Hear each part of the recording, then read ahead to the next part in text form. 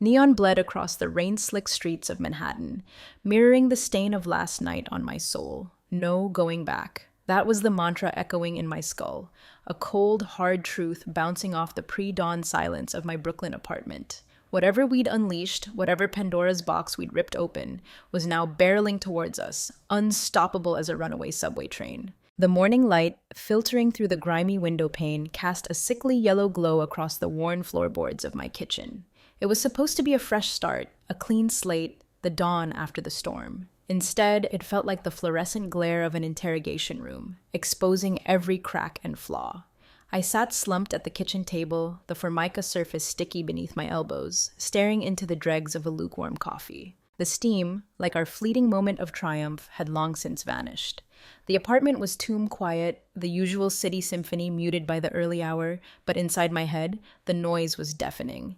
Jax had walked out hours ago, disappearing back into the urban labyrinth, leaving me adrift in the wreckage of our choices. We hadn't needed words, not after what we'd done. The silence between us had been thick, heavy, pregnant with the unspoken weight of consequence. It wasn't empty, it was brimming, overflowing with the raw, visceral emotions that choked the air from my lungs. Now, in the stark, unforgiving light of day, the enormity of it all slammed into me like a tidal wave, crushing me beneath its relentless force. The Velvet Hammer. That's what they called it. That exclusive, invitation-only auction house tucked away in a discreet brownstone on the Upper East Side. A temple of wealth and privilege where masterpieces changed hands for fortunes that could feed entire nations. And we, two kids from the wrong side of the tracks, had dared to infiltrate its hallowed halls, to play with fire in its gilded cage. It had started as a dare, a drunken boast fueled by cheap tequila and even cheaper dreams. Jax, with his street smarts and his uncanny ability to charm the pants off anyone, had always been a walking, talking con. And me? I was the artist, the dreamer, the one who could make paint dance on canvas, who could conjure worlds out of thin air. We were a volatile mix, gasoline and a match, destined to ignite.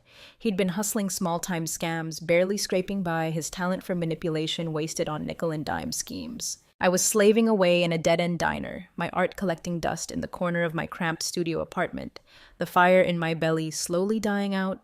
We met at a dive bar in the Lower East Side, a place where broken souls and faded hopes went to drown their sorrows.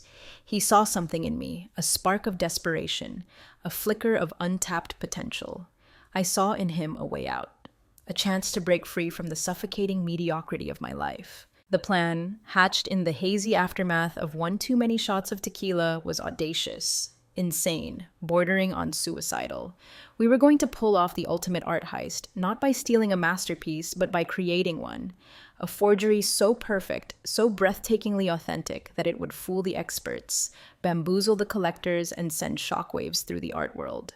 We'd target a lesser-known work by a forgotten master. Something obscure enough to avoid immediate scrutiny, yet valuable enough to make it worth the risk. We spent weeks researching, poring over art history books, auction catalogs, and online databases, searching for the perfect victim.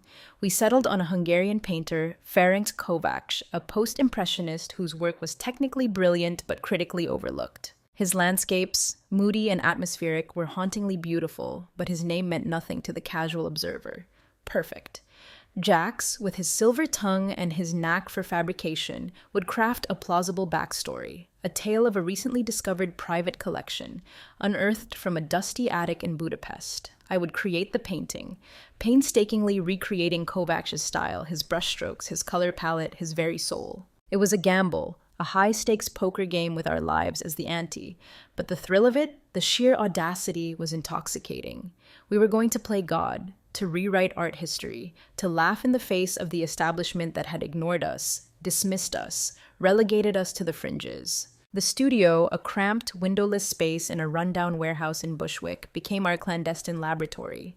The air was thick with the smell of turpentine and oil paint, the walls splattered with color, the floor littered with discarded canvases and crumpled sketches. Days bled into nights, fueled by caffeine and adrenaline as I immersed myself in the world of Ferenc Kovács. I studied his techniques, his brushwork, his use of light and shadow, until I could practically feel his hand guiding mine. Jax, meanwhile, was working his magic, weaving a web of lies, forging documents, creating a paper trail that would lend an air of legitimacy to our fabricated masterpiece.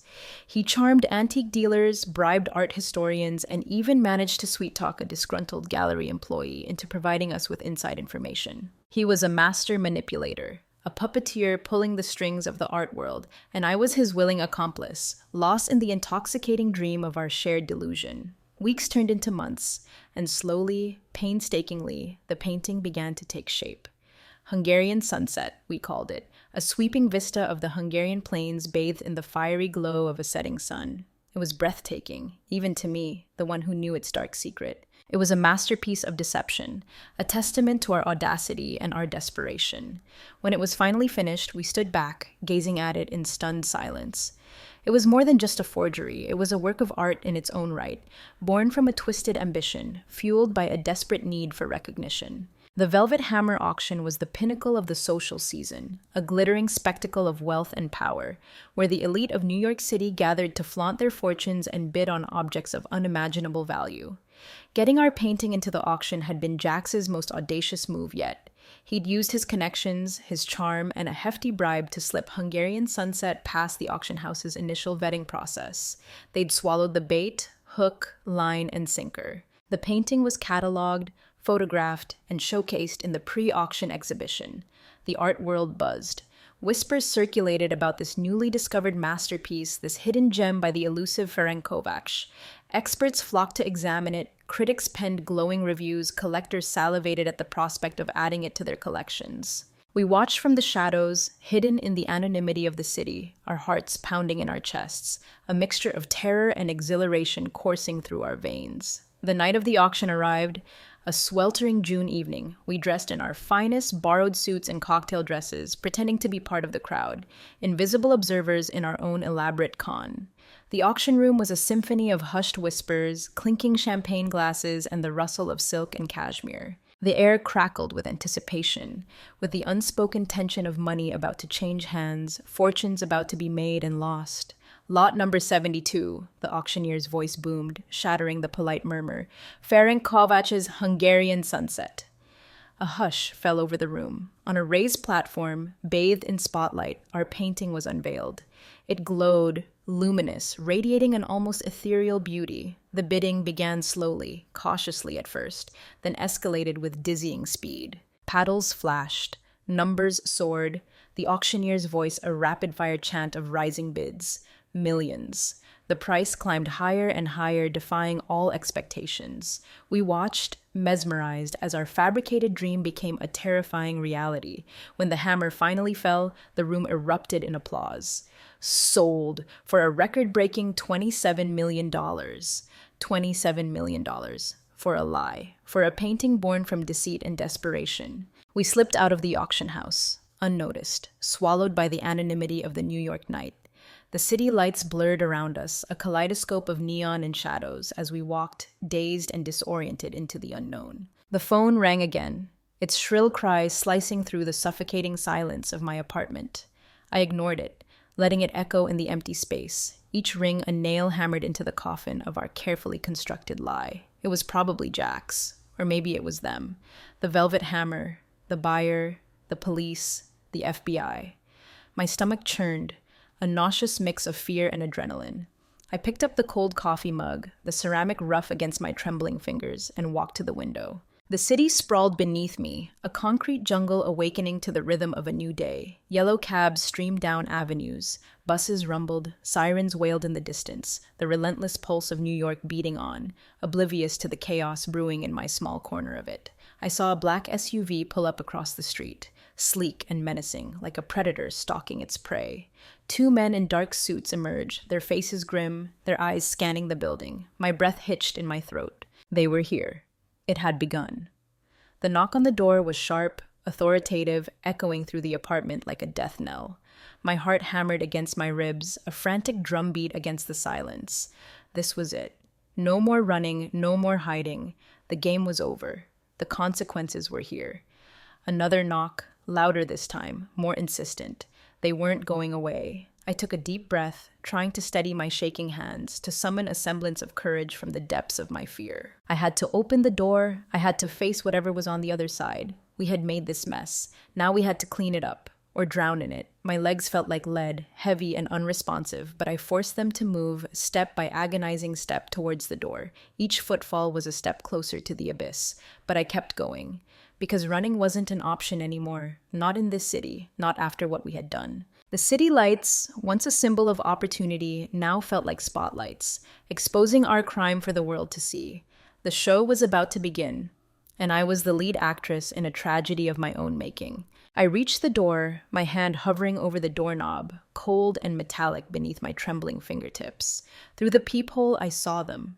The two men in dark suits, their faces impassive, professional, radiating an aura of quiet menace. They weren't yelling, they weren't banging, but their very stillness was more terrifying than any raised voice. They were patient, confident, they knew they had us cornered. I took another deep breath, trying to calm the frantic hammering of my heart, and turned the doorknob. The lock clicked, a loud, decisive sound in the silence. I pulled the door open slowly, hesitantly, bracing myself for the inevitable confrontation. "Good morning, Miss Rossi," the taller of the two men said, his voice smooth, devoid of emotion, like polished steel. "We're here to ask you a few questions." He flashed a badge, FBI, the letters stark and chilling against the dark leather. My knees almost buckled. FBI. It was worse than I had imagined. "May we come in?" he asked, his eyes fixed on mine, unwavering, assessing. I nodded, numbly, stepping back to let them pass. They entered the apartment, their presence filling the small space, suffocating the air. They moved with a quiet efficiency, their eyes taking in every detail, every corner, every discarded object. The taller man, Agent Davies, introduced himself and his partner, Agent Miller. They were polite, almost courteous, but their politeness was a thin veneer over an underlying steel, a relentless determination to get to the truth. They sat down at the kitchen table, their movements precise, controlled, as if they were accustomed to taking charge, to dominating any space they occupied. Agent Davies placed a file on the table, thick and ominous, its weight pressing down on me like a physical burden. "Miss Rossi," he began, his voice calm, conversational. "We're investigating the sale of a painting at the Velvet Hammer auction last night. Lot number 72, Ferenc Kovac's Hungarian Sunset." My mouth went dry. My throat constricted. I couldn't speak. I just nodded again, my eyes fixed on the file, on the unspoken accusations it contained. "We believe," Agent Davies continued, his gaze unwavering, "that this painting may not be authentic." The words hung in the air, heavy and accusatory, filling the small kitchen with a suffocating weight. "Not authentic," I managed to whisper, my voice barely audible, a feeble attempt at feigned innocence. Agent Davies raised an eyebrow, a flicker of skepticism in his eyes. "That's right, Miss Rossi. We have reason to believe that Hungarian Sunset is a forgery." Forgery. The word echoed in my head, stripped bare of its earlier thrill, now a cold, ugly accusation. I swallowed hard, trying to regain some semblance of composure. I don't understand," I stammered, my voice trembling slightly. "I'm just an artist. I work at a diner. What would I know about art forgeries?" Agent Miller, who had been silent until now, leaned forward, his gaze sharp and penetrating. "We know you're an artist, Miss Rossi, a talented one, from what we hear, and we know you're friends with Jax Teller." Jax. His name, spoken by Agent Miller, sounded like a betrayal, a link connecting me to the unraveling web of our deception. My heart sank. They knew about Jax. They knew about us. "Jax?" I said, feigning confusion. "I haven't seen Jax in weeks." A lie. A pathetic, transparent lie. Agent Davies smiled, a thin, humorless smile that didn't reach his eyes. "Really, Miss Rossi? Because our sources indicate otherwise. In fact, we believe Mr. Teller was instrumental in bringing Hungarian Sunset to the Velvet Hammer." He opened the file, revealing a photograph. Jax, looking slick and confident, shaking hands with the auction house director. A smug grin plastered across his face. My stomach lurched. They had everything. They knew everything. "We also believe," Agent Davies continued, his voice dropping to a low, menacing tone, "that you, Miss Rossi, are the artist behind the forgery." He leaned closer, his eyes locking onto mine, his gaze unwavering, relentless. "Tell me, Miss Rossi, did you paint Hungarian Sunset?" The question hung in the air, a loaded gun pointed directly at my heart. Deny it. Lie. Maintain the charade. My mind raced, desperately searching for an escape route, a way to wriggle out of this tightening net. But Agent Davies' eyes, cold and knowing, held me captive, stripping away my defenses, exposing the raw fear beneath.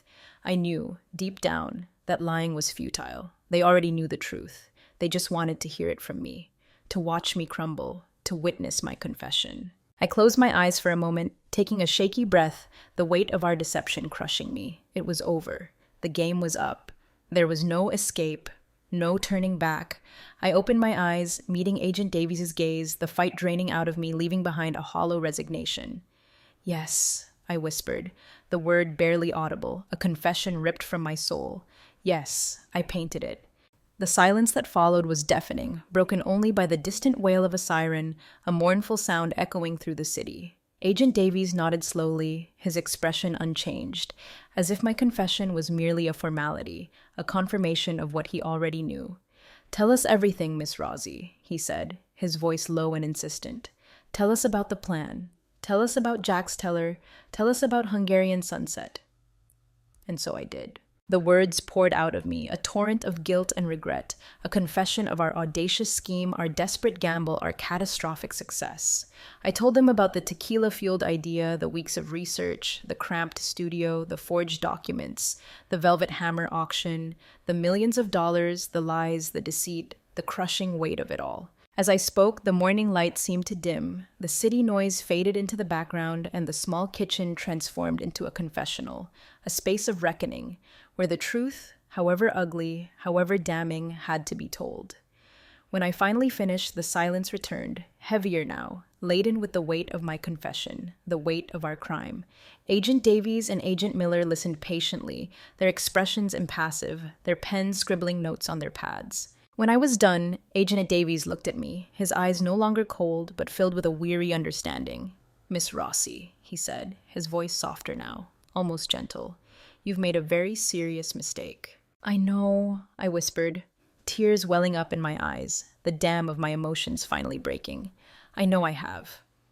The tears streamed down my face, hot and cleansing, washing away the layers of deception, revealing the raw vulnerability beneath.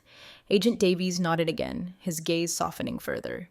"We're going to need you to come downtown with us, Miss Rossi," he said, his voice gentle but firm. "There are some things we need to discuss."